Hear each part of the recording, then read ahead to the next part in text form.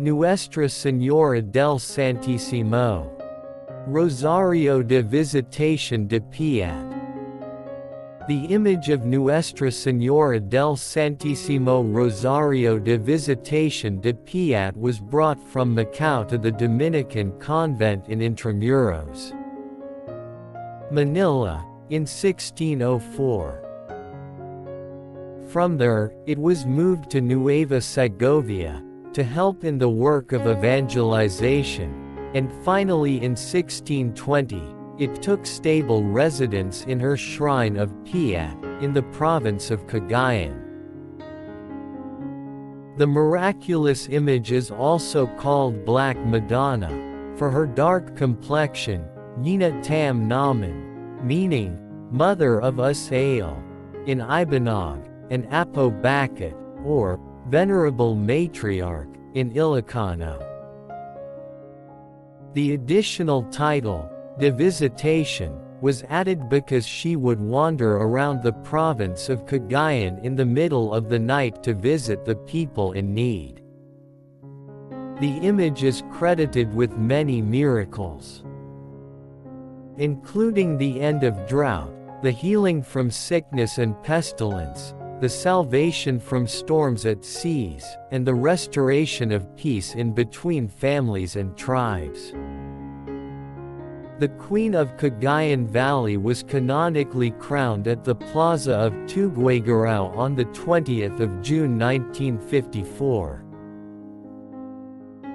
by Pope Pius XII, and her feast day is celebrated on July 2, the traditional feast of the Visitation. The image, one of the oldest in the country, is credited with many miracles including the end of a drought that threatened famine in the Ata's homeland of the Cagayan Valley, where the shrine is located. Piat is dubbed the pilgrimage center of Cagayan Valley because of the thousands of devotees and tourists, some of which are the rich and powerful who shower the shrine with donations and gifts. Miracles. Estampa of the Virgin de Piat. In 1730, Captain José Ramos, a Spanish officer assigned in Lalo, fell seriously ill. All efforts by his physicians failed, so he went on a pilgrimage to Piat to seek Our Lady's help. He made the trip with great difficulty, but, upon arriving in Piat, his illness became worse and the parish priest gave him the last sacrament. However, he did not lose hope and continued to pray to Our Lady of Piat. After a few days he slowly recovered. Within a week, he got well enough and went to Lalo to resume his duties. On June 2, 1738, a boat with passengers was on its way from Pamplona to Apari. Near the port, a sudden gale blew and it was swept out to sea. With the strong winds, heavy rains and big waves, rescue seemed impossible. A passenger on a pilgrimage to Piat began to pray the Holy Rosary and exhorted his fellow passengers to join him. They all did. Soon afterward, the rain stopped, the winds died down and the boat and its passengers made it safely to port. Also attributed to the intercession of Our Lady of Piat is the miraculous recovery from serious illness of Dona Ines Maquilaban, the first caretaker of the Lady. A special miracle recounted by Father Royano occurred on the Holy Week of 1739. A native from Piat was crossing the river that flows near the Ermita, when he was caught by a crocodile. Placed in this terrible trance, he called on Our Lady to come to his rescue. At the same time that he made the invocation, the crocodile let loose of his prey, and the poor man, shaking violently, went to the ermita to thank Our Lady.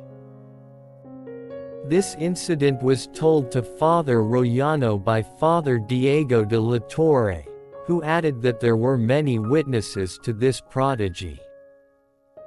A cure from pleurisy. Arietta Legasto, 77 years old, from New Manila, Quezon City, reports that through Our Lady's intercession, she was cured of a terrible sickness. In 1993, she fell ill with pneumonia. She developed pleurisy and the doctors drained some 2 centimeters of fluid from her lungs.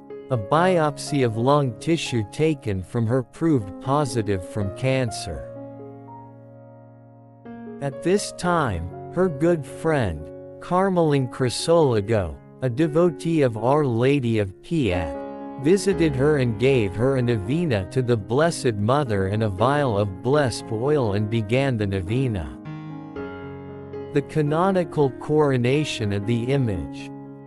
During the 3rd and 4th day of novena, she reports that she experienced a very strange feeling, as if, she said, something heavy was moving from the top of her head down through her body, and then it left her.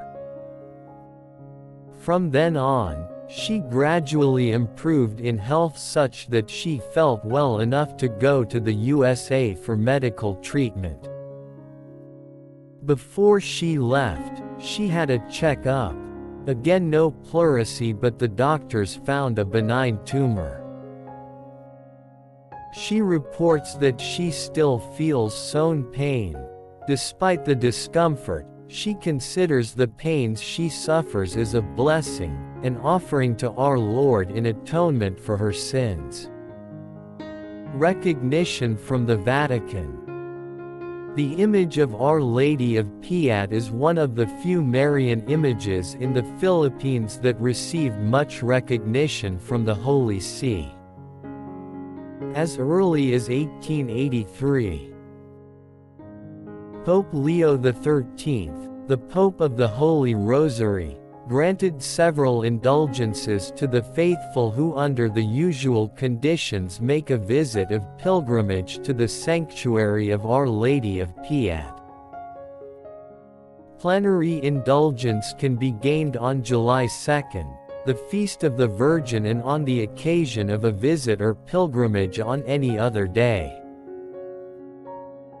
On June 20, 1954, Apostolic Nuncio to the Philippines Egidio Cardinal Vagnozzi in a ceremony bestowed the title, Queen of Heaven and Earth, on the image.